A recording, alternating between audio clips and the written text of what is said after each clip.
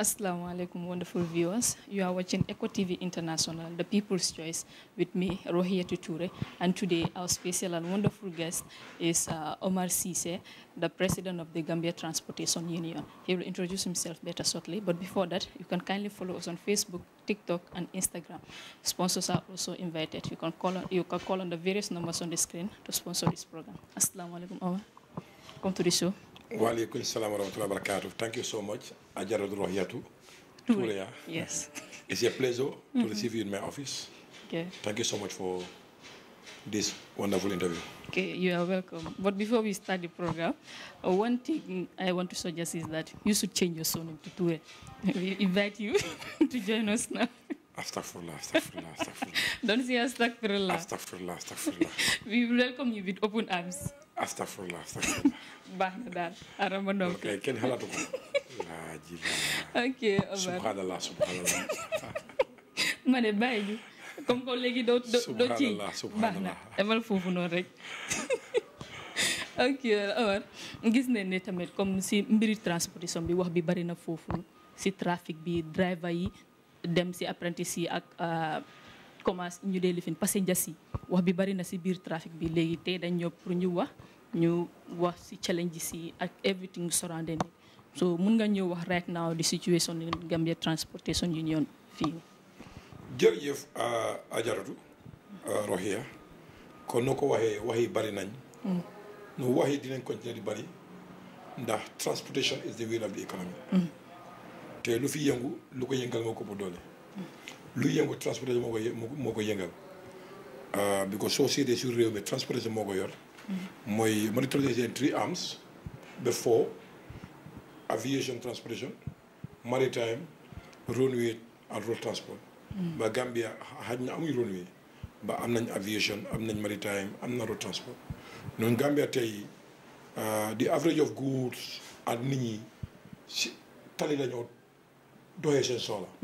kon am na solo kon secteur boobu dafa am solo kon coono dina si bari but comme noo ko waxee am na coono yu bari ba am nañ many developments yoo xam ne ni ñu ngi siy liggéey with our partners. pour ñu make sure ne secteur mu nekk secteur boo xamante ni njëriñ ñëpp la. mu nekk muy yombal dem ak ñëw bi mu àndaa kaarange mu àndaa koom-koom réew mi loolu ñu siy liggéey coono yu bari nañ. but am nañ series of plans on this subject matters pour naka la ko war a saafara. léegi dañ wax ak yeneen drivers yi tamit dañ doon complain si mbiri garage parce que dañ ne amut ay sustainable garage yi soo ñeneen ñi dañ dee buri taxaw si yoon bi ñu mën a am ak problème ak nit ñi tamit soo léegi yan lan ngeen nekk di def si wàllum boobu noonu. yaa since bu ñu ñëwee lii suñ gestu wan nañu ko comme Gambia amut. commercial garages loolu nag bu nga ko amee dañ engage government ndax government ñoo am mandate ñoo am capacity ñoo am doole pour make allocation ñu engage leen mu nekk lu jafe nag mu nekk lu jafe ba tey lu jafe la nag pour naka la ñoo allocate garage within that allocate na some garages loo xamante ni ñu si some of satellite villages am na ñoo ne si rural Gambia but still ñun garage bu nekk di jooy mooy regional central garages. loolu la nekk di jooy bi nga gëm na ne loolu am na solo trop si transport management traffic flow and security measures ba loolu nekk na coow bu rëy te soo seetee Banjul amul benn central car park du ñu waaye regional car park. KMC boo xam ne ni bokk region bu gën a am population in Gambia amut commercial regional car park Brikama am nañ ko. parce que c'était the capacity now mënut a accommodate even half of the number of vehicle. LRRTC bu ndaw la amee mënut a jël 20%. Basse am na bu ñu allocate according am na fu ñu war a ñëw garage la but amul développement.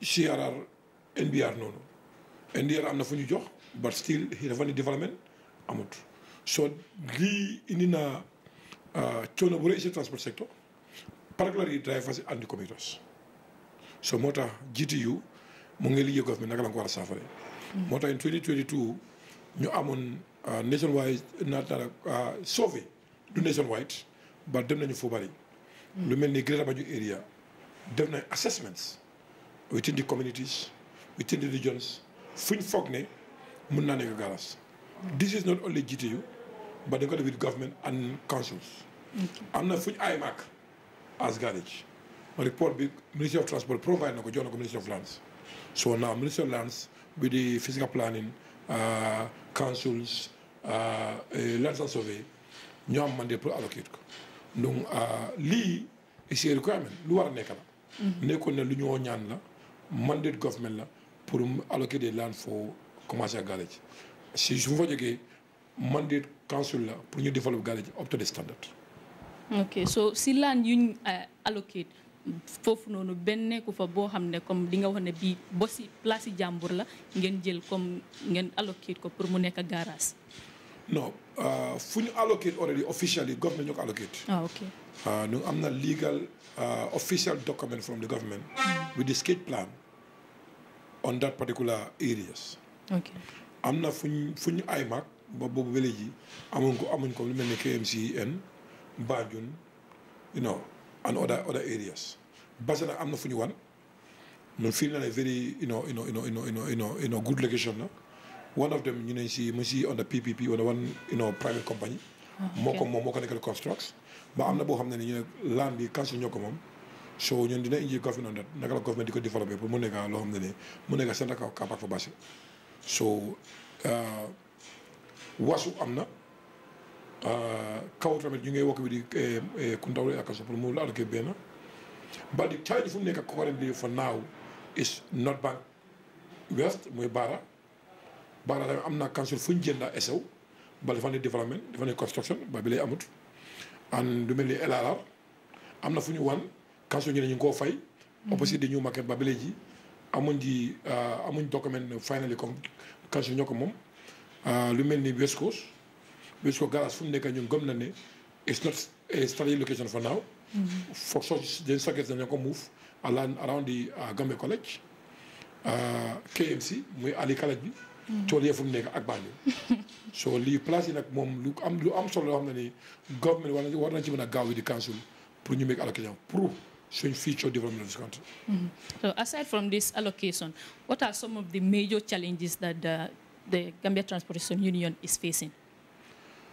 The challenges are many, but the major one for now, we're on the 28th of September 2025. The GTU dafa woote regional town hall meeting with its members. ndax coono bari na so ñu oo leen pour ñu am tête-à-tête discussion. pour ñu jooñu seen constraints lan mooy gën a fes si seen liggéey bi xam ne mën nañ si joxoñ baaraam tuuma pour union bu liggéey si government and partners pour ñu solve ko. so during that consultation discussion 9 issues moo mujjee génn as the major pressing issue in road transport sector for now. lan mooy 9 issues yooyu noonu. 9 issues. I will try to count them. It's my job. I don't have the list with me, but I can Number one, the cost of the fuel. Cost of the diesel. Let me use this word: the cost of diesel. Pump price. Nyata la diesel di jar si pump price today. Gom ne members yi dañ gom ne loolu dafa seer. Number two, muy fare national transport fares. Pass bi même gom nañ ne dafa tuuti. Dañ ko war a yokk. Number three, my operational of the foreign commercial vehicle in the Gambia. My foreign passenger vehicle ni nekk di operate in Gambia, loolu tamit problem la. Number 4 is about the inadequate garages in the all the region. Mooy mbiri garage bu ñu wax nii. Number 5 mooy the unregulated police mandatory fine under Section 85A of the Motor Traffic Act. Number 6 is about unregulated tuk-tuk or bacha or keke in the Gambia. Number 8 is about the inadequate sand and quarry gravel garage, quarries in the Gambia. Number 9, the recent police operation on the OIC corridor, removing some of the commercial garage within the corridor. These are 9 present points. You have driver John and during discussion, during discussion, these are issues. So currently, the G2U executive work hand in glove with the regional chairmans for new draft a policy document, what we call resolution. New York government for this 9 subject matters. Each and everyone dina la wax lan moy issues bi ak what we think as a union lan moy solution bi. Moy ne li moy febar bi, li moy garab bu ko wara fajj. So right now ñu ngi work on that. No, inshallah before end of this week ñu ngi prepare pour ñu present that document to the authorities for adoption and consideration and quick implementation. No, inshallah no fast na yene share with the general public because they are the consumers at the end of the day. Okay. Gis naa ne mun nga recall 9 points yëpp tey suba xam naa waa Touré Kunda nga njëkk a jox loxo moo tax it nga mun a recall yi parce que xam ne ne seen xel yi neexul. non xam nga lii su ma liggéey la su ma ñëm man njaboot bi non sa liggéey la do xam naa doo waaye tey am naa waa Touré Kunda nga njëkk a jox loxo moo nekk affaire bi subhanallah bàyyi subhanallah bi waa léegi si points yi wax nga ne comme da ngeen bëgg a yokk paas bi tamit waa léegi mbaa fogu leen ne comme boo lay yokkee paas bi nit ñi duñ merci loolu parce que right now ñëpp ñu ngi complain ne pass bi dafa seer comme apprenti lu ndee def su ñoo dem like Brikama moo nekk seen real intention bi dañoo dog ñu ne la laal Trikunda nga àgga laal Trikunda ñu ne la waat Tabokoto from there ñu ne la mente boobu yëpp dañ dee yokk pass bi so nga gis yow looy génne mooy gën a ëpp daan di original fare bi so lan ngeen ni def si wàllum boobu noonu tamit. jërëjëf si sa question nga ne su yóggee pass nit ñi dañoo mer. ñun ñëppay mer ndax ñun ñooy fay pass. xanaa nag dee fay pass. xam nga si naka. suma jabar def dee fay pass. Bari yaa ko day jox pass. suma doom def dee fay pass. ok. suma yaay def dee fay pass. kon ma fay na pass o fay ma ko. indirectly. kon maa ngi fay pass. so loolu problème la si biir réew. moo tax in di document bu ñu nekk di prépare. dina la wax solution bi. dina indi living playing ground si secteur bi. because dañ gëm ne tey passé Gambia parce que pass Gambia dafa tuuti trop in soo ko compare with the operational cost soo ko compare with the inflation bu nekk di xew bi si biir réew mi kon loolu dafa affect the operators donc bëgg nañ operator pour ñu am sustainable environment wax ne dina mën a continuer def seen job bi bëgguñ créer secteur boo xamante ni suñ si end of the day you cannot make any profit end of the day da ngay dem out of business. No, that's not good for the consumers, the clients, the commuters, and that's not good for the operators. But then, in the sector, system, the operators, new double motor, with the commercial vehicle, and you didn't see am jerry. The only end of the new am see low didn't see am profit. But passenger, we fire pass. One like is a pass more for Jernako, no, the for under Linga London achieve work. Comme li nga wax dog pass bi di dafa nekk concern bu rëy si jiite yi ñun gëm naa ne suñ dogoon su génne nga xool di clocks bi ñu ne la wax ñun lan lañ foog ne moo ko la saafara ñun gëm naa ne any genuine Gambian dina mën a agree with us lii moo ko la saafara kon loolu am na ko solution ba pare so moo tax dina ko jox because government ñoo mën a adopt the document ñoo mën a indi regulations or policies bala ñu dañoo document boobu ñu fas na yéene jox ko askan xam na ne ñun de duñ bëgg a indi du nekk loo xamante ni we want to make bias. They book a bias to members. They book a living playing ground. My members, we protect them. You sustain their business, but we need to protect the community also. So, like, mun nga ñu yóbbu tamit about some of the laws that govern this transportation system parce que gis nañ yeneen driver yi they are very reckless amuñ luwaayu yoon bi mun nañoo paak foo xam ne waruñ faa paak so biñ traffic mobile police yi suñ leen téye ñu nekk foofu noonu di push and pull te mun na lor nit ñi ñu war a dem ñu téye leen foofu noonu so mun nga ñu yóbbu through that. Thank you so much. Kon noo ko waxee. Some of drivers are very reckless. Yes, that I don't want to comment it. But the fact is, the laws are very clear. Some of the laws are outdated. Okay. The current transport laws, they should reflect with the reality. because the laws bu ñu the government transport sector tey the Motor Traffic Act was developed 1948 before independence la Gambien defar loi bi tubaab bi defar loi bi dama dee wax waxtu bu nekk tubaab bi Angleterre ñoo defar loi bi in 1997 if ma bring us up so 1997 moo am some amendments 2009 ñu revise ko 2013 moo am amendments but soo seetee the amendments dafa connect to the driver's requirements the road use purpose and vehicle requirements but in terms of transport aspect the movement of the people goods dafa silence wóor ci dara moo tax man ñun dañ gëm ne the laws is outdated law gëm na ne ñu colonize loi bu ñu jox loi bu ñu nekk govern lu yaakaar naa age of 60 years now soo fekkee mënuloo indi loi bu la mën a govern kon loolu gàcce la ba am na si very good development dina la si wax later in terms of li nga wax parking space soo seetee in current laws the requirement is it is no parking area need to have a visible signboard wane ne fii waroo fi park but soo seetee in our own network these signboards are very limited now so now driver fu park noo ko mën a gom ne kii dafa park def no parking what is the sign what is the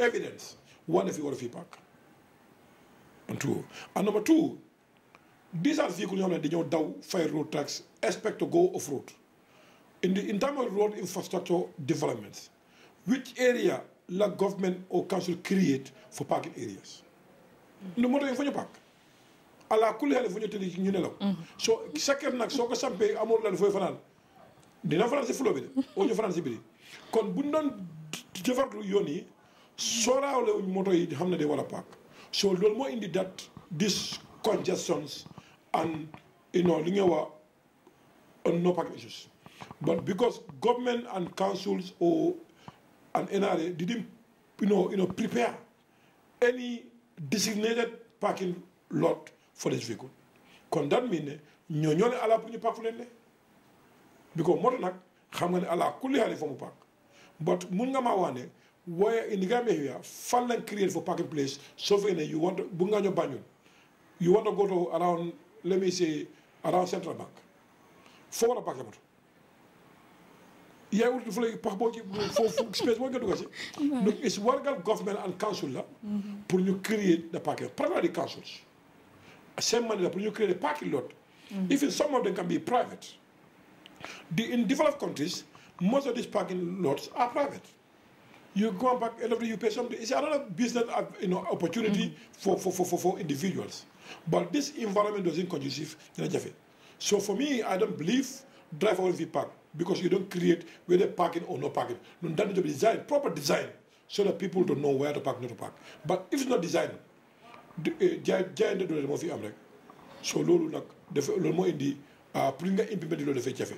No parking be in terms of the Gambia in a Evidence Act. You don't have a very everybody mun na confidence that. But so in our road, the road signs are very minimal. So now, what is your evidence for parking road parking areas? Okay, so you mentioned the outdated law. So alumina keka wo fanala. In outdated laws, coming to Nata as a union president in 2017, this union we are among heritage model. We am one of the founding fathers of the GTU. Okay. Mo understand. Among tele mo letara jande zire no de. Ndele start from scratch. We registered for Biafra Jam. Once again, I will thank my executive and the membership of the GTU. Yakato munge fokalo Gambia kayo Gambia because coming up and go falling in 2016. The average of Gambia ko New Gambia. So definitely believe to go in as a Gambian, our role is about the commercial transport. Which role are we going to play in terms of developing this country? In terms of teachers, manke feeders, manqué police. So my area is about transportation. So we go back to transportation. So the Dinijama and Kebalu, Kaftanyo come from Flajan. Now, Monke follow coming out in 2017. Whatever you know from camp, because you know was legally registered in 2019. But we engage with the government in those days. The current transport laws, what we call transport policy, is outdated policy. Does it reflect at reality at the ground? Our previous administration will be done. The transport ya neglected, ye nyaka salary, ima kumbandi, ima valley. Wala na be you and I, ane odo manjibe a bataka. So how many na go? So approve a falling. Alna policy in Jibe. Coming up policy in Jibe, policy is outdated policy. Does it reflect at the reality at the ground? So we engage with the government in 2017 for another government convinced through our stakeholders' effort, government another new transport policy from 2018 to 2027. So we have a policy document. We have a policy direction for 10 years. Now that's a starting point. In those days, so the Ministry of Transportation, the name is the Ministry of Transportation. But any officer is responsible for transportation. It's not there. The name is as a ministry. The minister is there as a Minister of Transportation. PS Abaldir, office dedicated for transportation is not there. We all know. What a year at all? In those days, in 2017. Yeah. Now, in those days, we all know the way ministry operates. Each individual have assignments, have responsibilities. But let me inform you, in ministry, from 2017, any officer at ministry, the office assigned transport office at TG. Through consulting with the ministry and efforts, the government another directory of transport created on the ministry in 2021 in the first time history of Gambia. On that all? On the Ministry of Transport. Okay.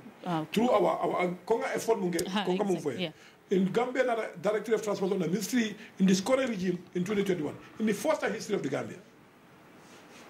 So coming on the ministry, you was staff for Traje, about director Traje, about technical in transportation aspect. We have got their expert, their technocrats on the subject matter. So we are complaining about every year 115 people will die on our road based on road accident or road crash, any name you call it. Strategy we are going and what is the causes of accidents? Survey mantraji. So ministry nara survey ko according to the survey nara ko the 95% of accidents are human errors. So we cannot call it accidentally. It's human errors. We tell me we can predict it and you can prevent it. All the exactly. I'll come there. Okay. So we now discuss for another road service strategy from 2020 to 2030. Currently, Gambia have a road service strategy from 2020 to 2030. What kind of jamano kono? Say come from kuo kono mun luati. Ngolo am 1948 mo lafo. O luwa wala ba dama for over 79 years. O luwa ba dama dama wulu.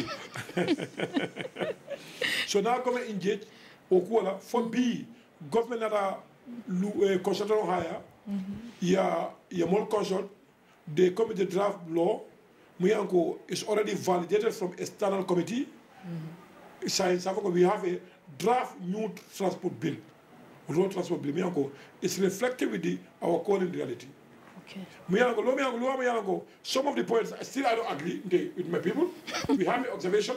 We wrote to the government can you go consider. But still, Safonoko, na law Safonoko, na adopter about game change in the transport sector. No, still, the law point we feel it's important.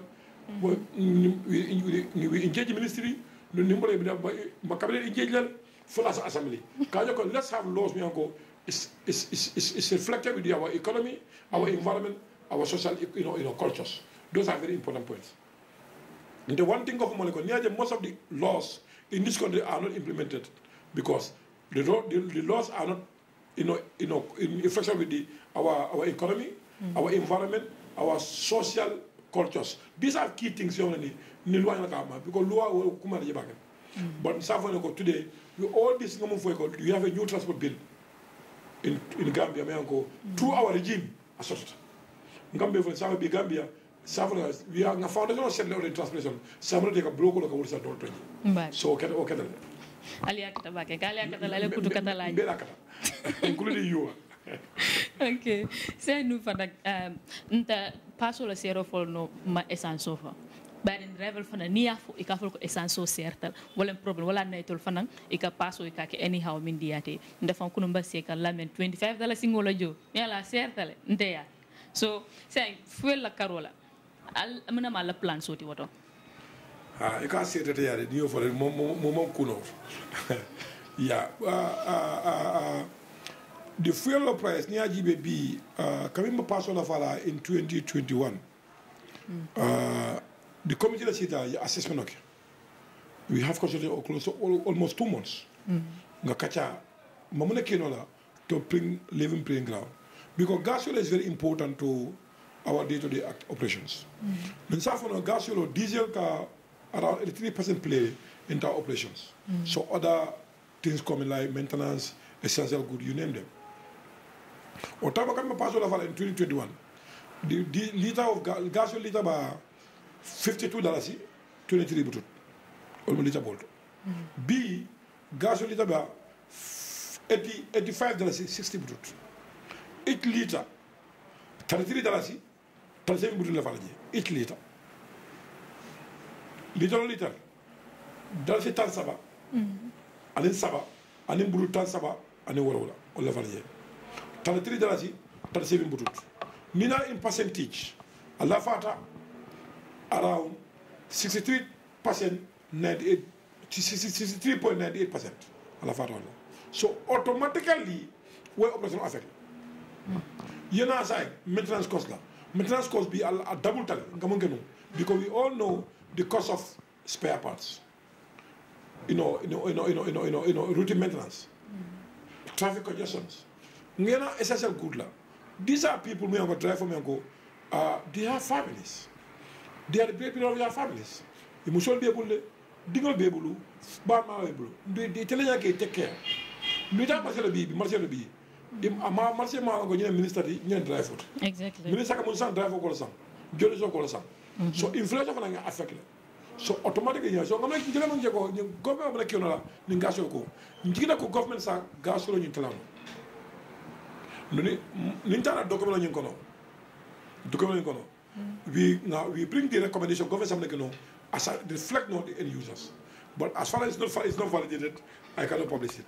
But we have a very good, proposals for government. Kayoko, if a government like you know, Kagasho Tala for commercial drivers, they can sustain their daily routines, daily operation. But that recommendation is not validated from the executive, so I cannot forward. But I believe before end of this week, government, I can have the liberty from my executive to speak it out. Okay, mala moy kan den inshallah alma be sonia say ni nata mano fana nakaro jubela especially nanyim provinces wolten je ya bad road sotol say GTU wa minake kan pour kaje ko nga road kendol soto pour mo la smooth daily day every day fonko smoothly running. Thank you so much. Any platform be nga follow nga Gambia government to do back for road infrastructure network. It's very important to our economic growth, our trade, our related services within the rural Gambia and urban Gambia. Gambia government for now, Gambia Dawada, you can see like at least Hanaman get first class but second class. Second class. May I say it's motorist. Motorized no. But the problem here is with the road, let me observe maintenance aspect. Now you go water that if I'm forced out. They are very good road infrastructure. But she don't even do that with that amount of money that Nima maintenance, that means sustainability is not there anymore. So this is one of the recommendations, the blood point for Junior meeting. Therefore, because Niajibe like, for example, Southern Bank, Southern Road from Brikama to Foni. She don't hear the road side, the road soldier is like a yeah, she look a soldier, make a footpath. So no more maintenance. In time goes, I'm still control. Number two, the guy somehow since I said, because I'm going to domang, but the proper maintenance I'm also the so at time goes on, I got for the control. Nisa, you guys, I got portfolio to Dinko. Among it. So the maintenance side be tomorrow it's going to cost government a lot of money, and you can create accidents. And number two, not only those others. Look at if you don't have a reflector coming go wide margins. Boundaries and most of them now they are not existing. So I think government will so that's why we urge them through the document. Once again, we have a very good proposal for them to do that, to try to now we can sustain our road infrastructure for national development. Because road infrastructure is very important for our national development of this country. But Nimma sustain, end of the day, so the document again, I cannot we have a very good proposal. Now governor we can able to do more in terms of sustainability of our road infrastructure. Okay. To remind the viewers again, you are watching Eco TV International, the People's Choice with me, Rohiyatu Toure. I said Toure, not Cisse. And for more of these updates, you can follow us on Facebook, TikTok, Instagram, and YouTube. And sponsors are also invited. Don't forget to subscribe on our channel for more of this update. Well, Cisse Kunongo, say. Say, main galmi fanang comme like ya drive bol ni moto spare parts woltente ika sula la bakel say fo aliasila simfa tale bang pour ka ni bol purchase ke pour alianat nan ka wa fi drive bol ma at a reasonable price la no GTU manke business entity our role is to protect the welfare of the members to engage the policy makers partners, so that we can create conducive environment for the members. We don't have the capacity, and also it's not profitable organization. The little money we earn, it's from the members. Well, they are monthly dues, membership cards. So we call to protect them. So we don't have any financial muscles to do the business. Yes, unless until you see partner. We got partners, that's a partner for this subject. But in a very potential partner, it's important in terms of our social responsibility to support them in terms of their daily routes. Yeah. But I think it's an important point. So anyone see partner, we are here. You can partnership. Inshallah, very soon, yeah.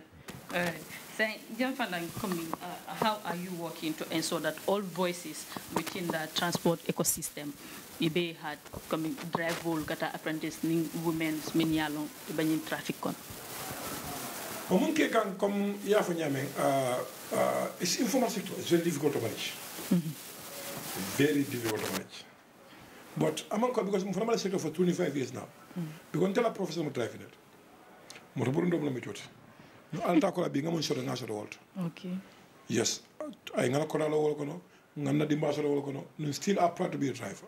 Be through that road. It's very important. We are sector we are we do the practical and theory. So we have vast knowledge in the sector. Well now no, also we are connected with the many international organizations and also during our time to driving you see the way the experience we have experience there. Union let's try to be separation of power. Decentralized. It's a because Marlo Mandia. So this here the head office of GTU. But at the same time we have a regional offices. Okay. They have the functional executive when they are elected through Congress. I have my executive with my support staffs. We have executive, we have support staff. Executive is around 20 people, but we have another bulk of people. They are the members of the union. They are their support staff. Transported. In terms of accidents, in terms of advices, in terms of protection, in terms of engagement, in terms of negotiation. But at the same time, we have the same setup at the regional levels. It's some of the regions we divided in two regions. Like Nordbank, we divided the two. From Kerewane, for Bara, for Amdalai, or more region. From Kerewane, for Palodi, Farafenye, mo fange another region. Sierra we have Sierra North and Sierra South. We have URR. At the same time, we have another sector, we call it subsector, munga tipa galasti, munga tipa munga kenyo bina.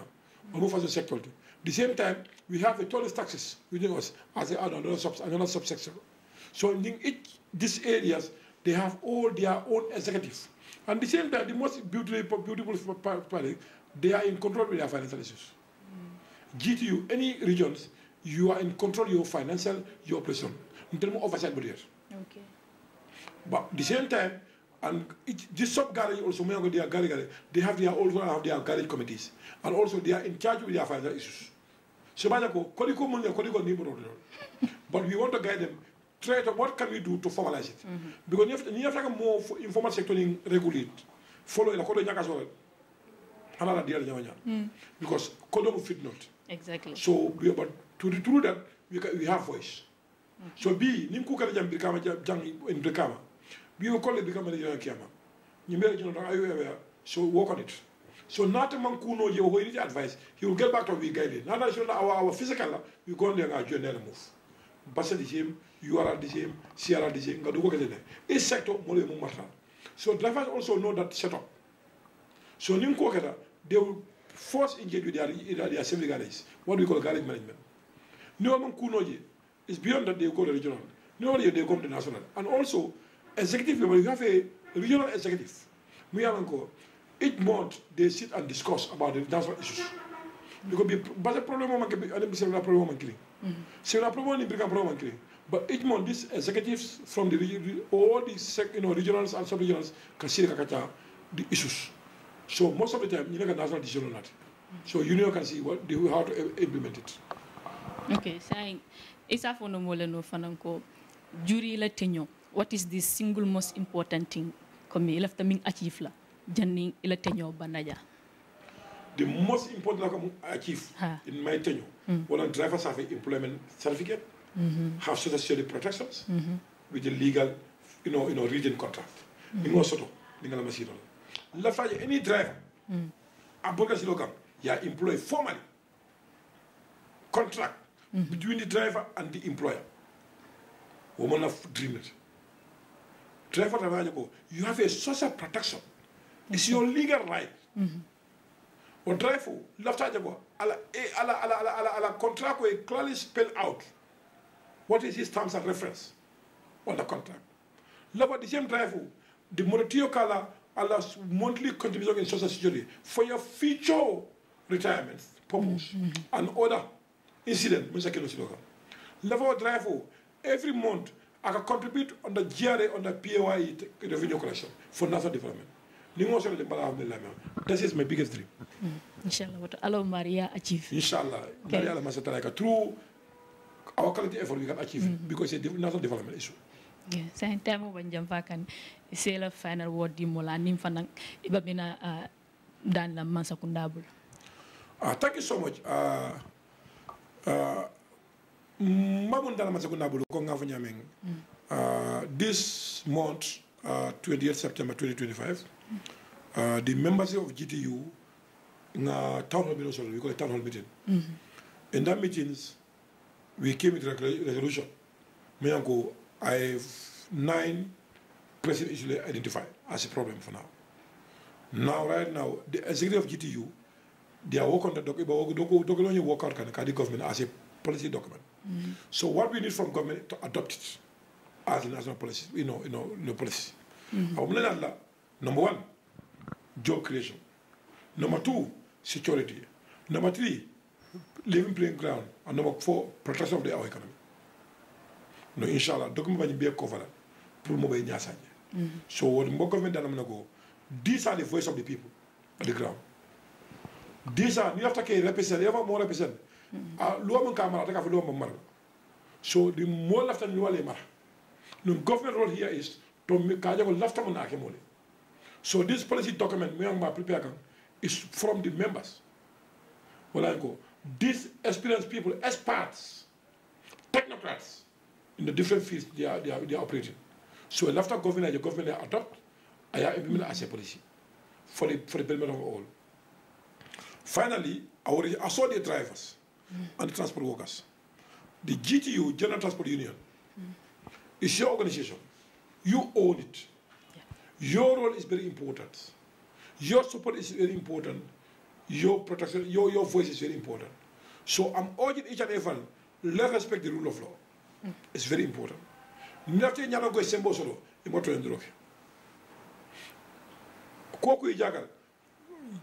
get your authorities, GTU members, regional members, we will try to guide you based on the principle and procedure and legal frameworks. We are here for you.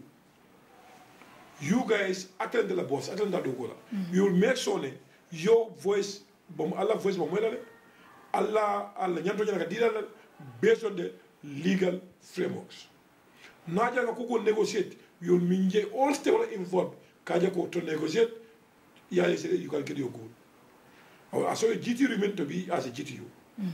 But we make sure that we reform the transport sector from informal to formal. Inshallah, we understand the procedures, we know it, so inshallah, together, we make it happen. Baraka Bake, it's a pleasure having you here. So, but finally, we contact Chayla to Toure. Yeah, Subhanallah. So Omar Toure, officially Omar Toure now. No. I've changed his surname from now on. So now you can call him Omar Toure. Before you close, I want to say one thing. Okay. Niyo for jang. Priya jiri official wa kolebala, please. Niyo for yego Omar Toure. Priya jiri kolebala. So please, I know I'm very unfortunate today. You are Toure, the cameraman is Mbai. So that is very unfortunate part on the discussion. It's a pleasure having a conversation with you. This is how we've come to the end of the program. You can kindly follow us on Facebook, TikTok, Instagram, and YouTube for more of these interesting episodes. Till next week, inshallah. I am Rohia Toure.